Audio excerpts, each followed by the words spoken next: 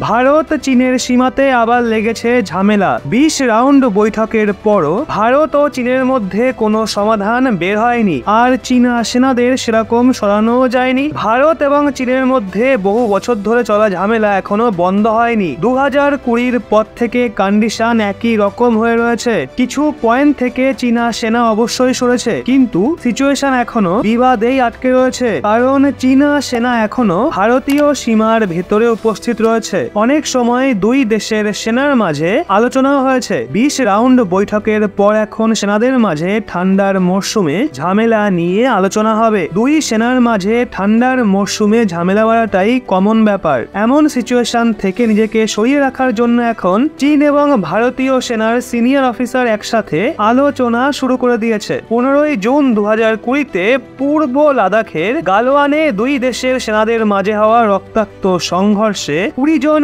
ভারতীয় জওয়ান শহীদ হওয়ার খবর সামনে এসেছিল। পূর্ব লাদাখে বাস্তবিক নিয়ন্ত্রণ রেখায় হওয়া সংঘর্ষের পরেটা চতুর্থ শীত, যাতে এই ধরনের ঘটনা না ঘটে এর জন্য ভারতীয় এবং চীনা গ্রাউন্ড কমান্ডার নিজেদের মধ্যে কথাবার্তা বলছে, কারণ আগামী মাসগুলোতে ওই এলাকাগুলোয় ঠান্ডা আরো বাড়বে। আপাতত সেনা মোতায়েনও বাড়ানো হয়েছে। এর মাঝে ইন্ডিয়ান এক্সপ্রেসের একটা রিপোর্ট অনুযায়ী ব্রিগেড এবং তার নিচের স্তরের স্থানীয় কমান্ডার মোটামুটি 10 দিন ধরে এলএসিতে অনেক পয়েন্ট নিয়ে এজেন্ডা ভিত্তিক আলোচনা করছে, যাতে ছোটখাটো বিষয়ের সমাধান করা যায়, যা বিশেষ করে শীতকালীন মাসগুলোয় বেড়ে যায়, যাতে যে কোনো রকম সংঘর্ষকে আটকানো যায়। এর জন্য দুতরফ থেকেই সেনা আলোচনা করছে। রিপোর্টে বলা হয়েছে আগামী কিছু সপ্তাহ দুই সেনার মধ্যে বিবাদপূর্ণ হতে পারে। এর ফলে মোকাবিলা করার জন্য বৈঠকের দফা জারি থাকবে। ওদিকে গালওয়ান ঘাটিতে বৃদ্ধিপ্রাপ্ত বিবাদকে নিয়ে দুই সেনার মাঝে যে কমান্ডো স্তরের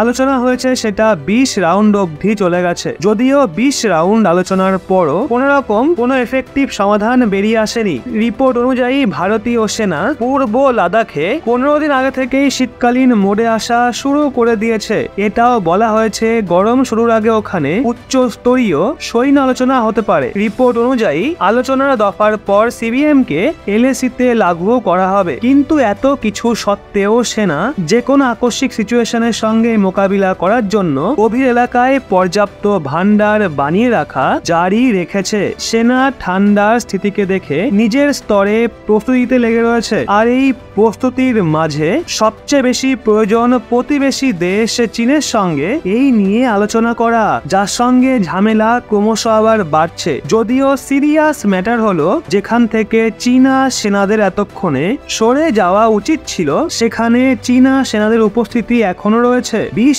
রাউন্ড আলোচনার পরও এখনো অবধি কোনো এফেক্টিভ সমাধান বেরিয়ে আসেনি। তো বন্ধুরা, এখন এই বিষয়ে আপনাদের কি মতামত নিচে কমেন্টে অবশ্যই জানান।